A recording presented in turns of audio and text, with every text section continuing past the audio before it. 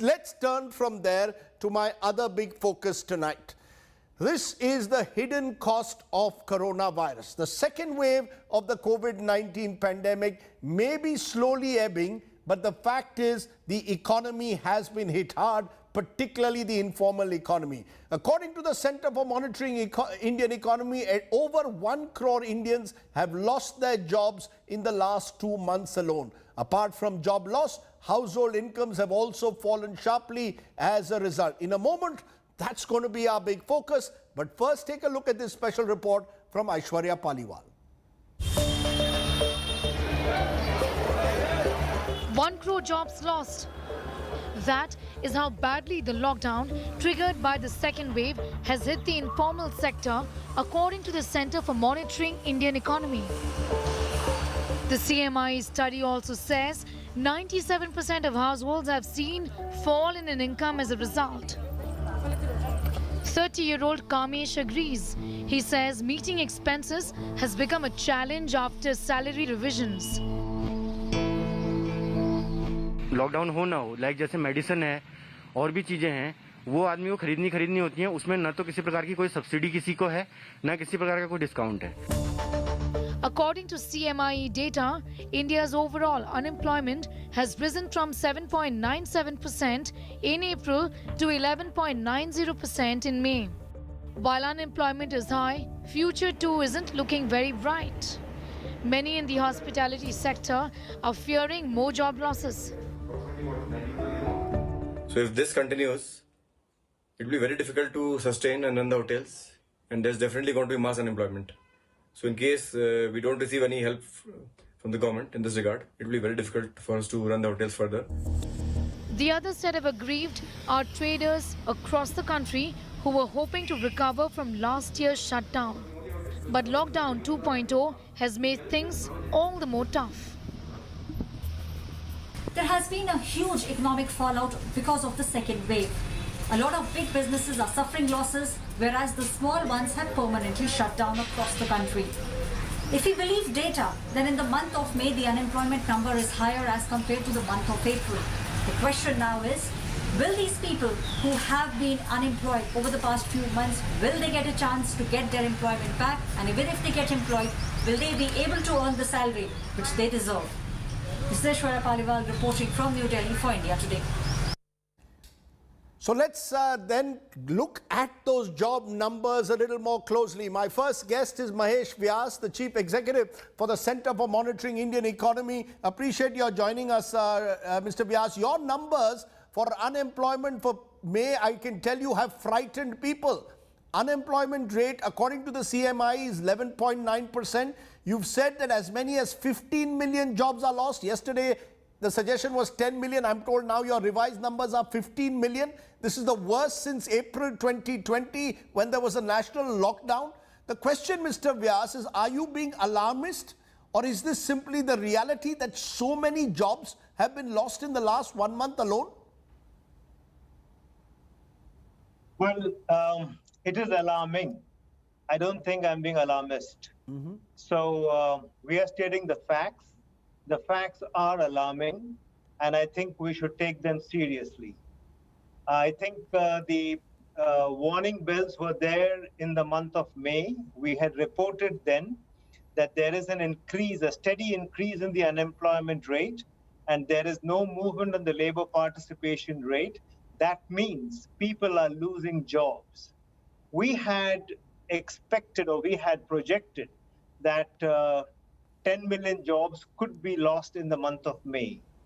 The month of May ended yesterday, and this morning we had the numbers crunched, and we found that in reality, 15 million jobs were lost in the month of May.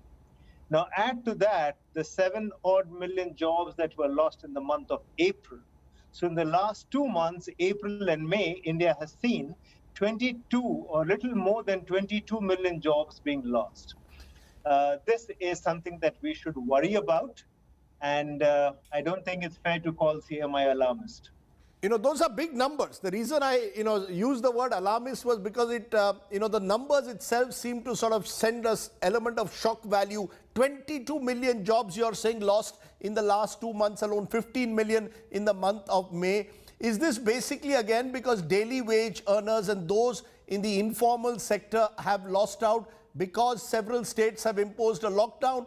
Or is it, as we spoke a few weeks earlier, Mr. Vyas, because in pandemic times, and I talk now of 2020 and 2021, even salaried class people have lost jobs? The fall that we are seeing now, the 22 million jobs lost or the 15 million jobs lost, particularly in the month of May, are predominantly daily wage laborers. So they have lost the jobs because of the lockdown. Reduced mobility, restrictions on movement automatically renders these people unemployed.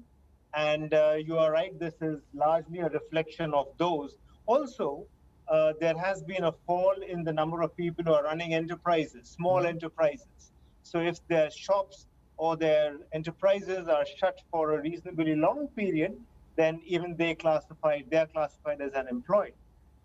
There is a steady secular decline in salaried jobs. That continues. But the new thing, which is because of the lockdown, is the daily wage workers. Therefore, what you're saying, Mr. Vyas, and correct me if I'm wrong, is that small and micro enterprises are the ones that have been hurt the most, and that's where the main job losses have taken place, presumably in urban areas. Or are we now saying that the job crisis cuts across rural-urban divide as well, that we are seeing double-digit unemployment, both rural and urban this time? The double-digit unemployment is across rural and urban. If you look at the monthly numbers, then urban is a little more than 12% and rural is more than 10% in decimal points. But if you go weekly, then in the week ended May 23rd, urban unemployment was 17%. So that's really steep. So we are getting impacted both in rural and urban regions. The impact on urban areas is higher than in rural, but rural is not spared this time. What you seem to be suggesting, Mr. Vyas, again, is in your report also, is 97% of household incomes have declined. Can you explain how this has happened? Because we are in a time of high inflation. Then if we have income decline, as your CMIE report suggests at the moment, we are being hit with a double whammy. How do you come to this calculation of 97% income decline? Am I correct? This is a double whammy in a way. That's right. So that's another part of the survey that asks people how are their incomes compared to a year ago. And only 3% responded to say that their incomes are better than a year ago. 55% said they are worse off, and the remaining 42% said that they are the same as a year ago. Now, if you account for inflation, it means that all the 97% people are worse off compared to a year ago. So that's also distressful. So both the unemployment numbers and the income numbers tell us that we should worry.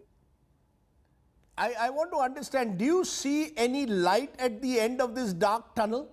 Given the fact that we are perhaps reaching the end of the COVID 2.0 curve, at least the numbers in urban areas are declining, are we therefore seeing some light at the end of the tunnel when it comes to the job crisis? Yes, there is some hope over there as the lockdown is undone and mobility comes back.